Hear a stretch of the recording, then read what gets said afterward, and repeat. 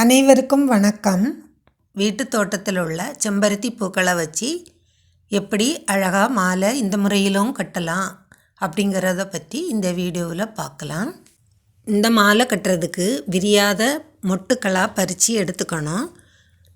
விரியாத மொட்டுக்களாக இருந்தால் தான் இந்த மாலை கட்டும்போது அழகாக இருக்கும் பார்க்குறதுக்கு. இப்போ நான் கட்டுற மாலை பூ கொஞ்சம் விரிஞ்சிச்சு. இந்த அளவு இல்லாமல் இதுக்கு முன்னதாக பறித்து எடுத்துக்கணும். பூக்கள் எல்லாராலையும் விரும்பக்கூடியது. அதே நேரத்தில் பூ மாலை அனைவரையும் வசீகரிக்கக்கூடியது. பூ மாலைகள் அழகாக இருந்தால் தான் ஒரு முறைக்கு இருமுறை திரும்பி பார்க்க தோணும். பூ மாலை கட்டுறதுக்கு முக்கியமான டிப்ஸ் என்னென்னா, பூக்கள் தேர்வு தான். அந்த பூக்களை எப்படி தேர்வு செய்யலாம் அப்படின்னு பார்ப்போம். இந்த பூ மாலை கட்டுறதுக்கு பூக்களை எப்படி தேர்வு செய்யணும்னா, புழு சாப்பிட்ட பூ, அப்புறம் வளைந்த நெளிந்த பூக்கள் இல்லாமல் தரமான குவாலிட்டியான பூக்களாக கலெக்ட் பண்ணிக்கணும். அப்போ தான் மாலை கட்டி முடித்த பிறகு பார்க்குறதுக்கு ரொம்ப அழகாக இருக்கும். செம்பருத்தி பூக்களை பொறுத்தவரையில் காலையிலேயே மலர்ந்துடும். அதனால் சாயங்காலம் மொட்டுக்களாக இருக்கும்போது பறித்து கலெக்ட் பண்ணி வச்சுக்கணும்.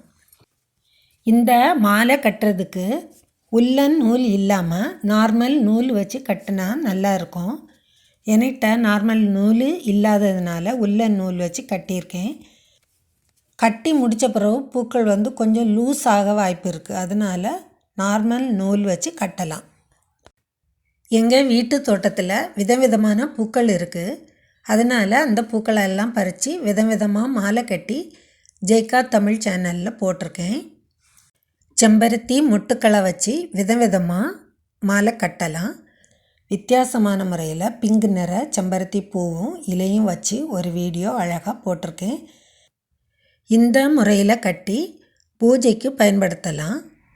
எல்லா தெய்வங்களுக்கும் இந்த முறையில் மாலை கட்டி சாற்றி வழிபாடு பண்ணும்போது இறைவனின் பேரருளை பெறலாம். பொதுவாக நாட்டு செம்பருத்தி பூக்கள் காலையில் பூத்து மாலையில் வாடிரும்.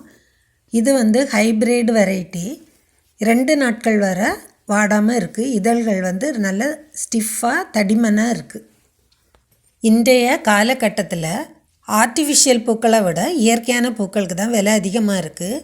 பூஜைக்கு பயன்படுத்தக்கூடிய பூச்செடிகளாக பார்த்து வீட்டு தோட்டத்தில் 2-3 பூச்செடிகள் வச்சா அதில் உள்ள பூக்களை பறித்து மாலை கட்டி பூஜைக்கு பயன்படுத்திக்கலாம்.